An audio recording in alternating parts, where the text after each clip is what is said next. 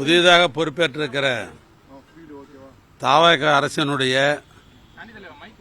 உச்சம் என்னவென்று சொன்னால், மக்கள் பெரிதாக எங்களை போன்றவர்களெல்லாம் பழிவாங்கத்தினுடைய உச்சம்தான் இன்றைக்கு நடைபெற்றிருக்கிற இந்த ரைடு.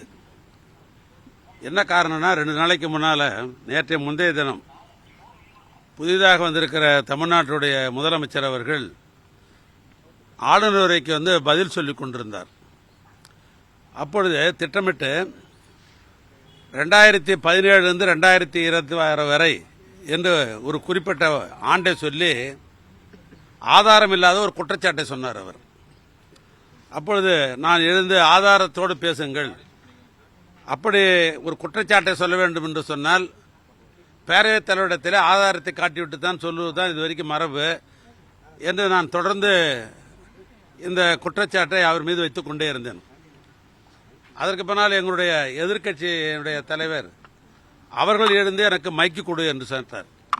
நான் பேரவைத் தலைவரை பார்த்து, எங்களுடைய எதிர்க்கட்சி தலைவர் முதலமைச்சருக்கு பதில் சொல்ல வேண்டும், எனவே அவருக்கு மைக்கு கொடுங்கள் என்று தொடர்ந்து வலியுறுத்தி நின்று கொண்டிருந்தேன். அது எல்லா தொலைக்காட்சியிலும் காட்டினாங்க, நீங்களே பார்த்துருக்கலாம் அன்றைக்கு என்ன நடந்ததுன்னு. அதற்கு பின்னால் என்ன நடந்தது என்று சொன்னால், நாங்கள் நின்ற இடத்திலே ஆதாரத்தை காட்டுங்கள், ஆதாரத்தை கொடுங்கள் என்று சொன்னோம்.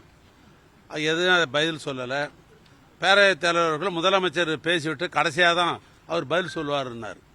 அப்படிலாம் இல்லை, குற்றச்சாட்டு ஒன்று சொன்னாக்கா அதுக்கு ஆதாரத்தை காட்டணும். இது வரைக்கும் சட்டமன்றத்தில் அப்படித்தான் நடைபெற்றிருக்கிறது, அதுதான் மரபு, அதுதான் முறை. ஆனால் ஆதாரத்தை காட்டிட்டு முதலமைச்சர் பேச சொல்லுங்கன்னும் தொடர்ந்து அவர்கள் அனுமதிக்கலை. அதுக்கு பின்னால் அவர் எங்களை வெளியே தூக்கி போடலான்ற ஒரு நிலைக்கு போய்விட்டார். அது ஆனால் நாங்கள் எல்லாமே அமைதியாக வெளியேறிவிட்டோம்.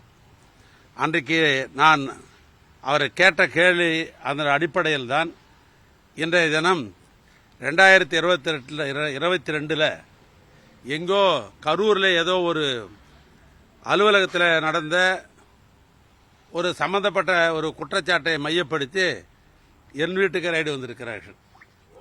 என் வீட்டுக்கு ரைடு வந்தது மாத்திரம் இல்லை, இது என்னுடைய முகவரி, என்னுடைய வீடு.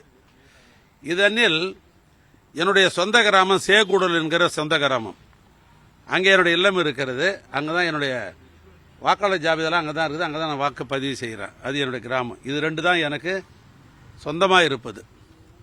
ஆனால் திருவண்ணாமலைக்கு சென்று அங்கே கல்லூரிக்கெல்லாம் சென்று, ஒரு கல்லூரி நடக்கிற இடம், அந்த கல்லூரிக்கு சென்று அங்கே போய் பரிசோதனை என்ற பேரில் அந்த கல்லூரியை காலையிலிருந்து மாலை வரை அந்த கல்லூரியிலே அங்கே போய் ஆய்வு என்ற பேரில் இந்த நிமிஷம் வரைக்கும் அந்த ஆய்வை நடத்தி கொண்டிருக்கிறார்கள்.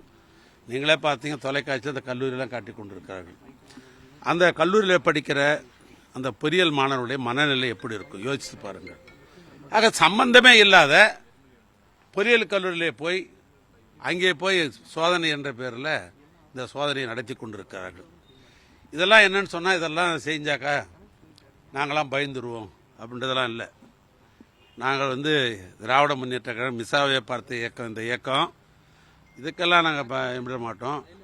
இன்றைக்கி ரைடு பண்ணலாம், வழக்கு தொடரலாம், நீதிமன்றம் ஒன்று இருக்கிறது. நாம் கடைசியாக நமக்கு இருக்கிற ஒரே நம்பிக்கை நீதிமன்றம் தான். எனவே நீதிமன்றத்தில் நாங்கள் நிரபராதி என்பதை நான் கட்டாயம் ப்ரூவ் பண்ணுவேன். ஆனால் எனக்கு மடியில் கனம் இருந்தால்தான் வழியில் பயம் என்ற ஒரு பழமொழி உண்டு. என்னை பொறுத்தளவுக்கு நான் பயப்பட வேண்டிய அவசியம் இல்லை. நான் பரிசுத்தமானவன், எந்த தவறும் செய்யாதவன். இவங்க திரும்ப திரும்ப இவங்க சொல்கிறதாலே, ஒரு பொய்யை பலமுறை சொல்வதாலே அது உண்மையாகிட முடியாது. அதனால் சொல்கிறேன், நீதிமன்றத்துக்கு நான் செல்வேன், நான் நிரபராதி என்பதை நான் காட்டுவேன். நான் திரும்பவும் சொல்கிறேன், எங்களுடைய இயக்கத்தினுடைய தலைவர் மிசாவிலே ஓராண்டு காலம் இருந்தார்கள், உங்களுக்கெல்லாம் தெரியும். அதுக்கு பின்னால் இந்த தமிழ்நாட்டில் மக்கள் விரும்புகிற ஒரு அற்புதமான அரசை திராவிட மாடல் என்ற அடிப்படையில்